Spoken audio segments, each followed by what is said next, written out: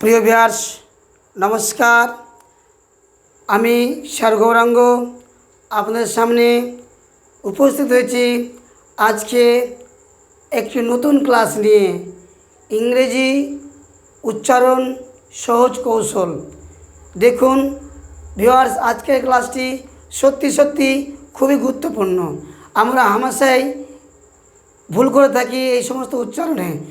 আজকের পরে আমরা আর এই উচ্চারণ ভুল করব না। দেখুন তাহলে আজকের রুল হচ্ছে 19, অর্থাৎ 19তম রুল।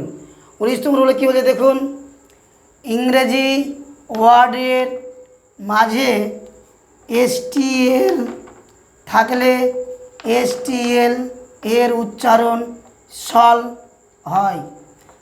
এখানে টি অনুচ্চারিত থাকবে। ভিউয়ার্স, ইংরেজি শব্দের মাঝে STL থাকলে STL উচ্চারণ আমরা করবো সল। আমরা টি এর উচ্চারণ করব না।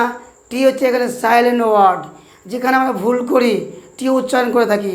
আজকের পরে ভিউয়ার্স আমরা টি উচ্চারণ করব না।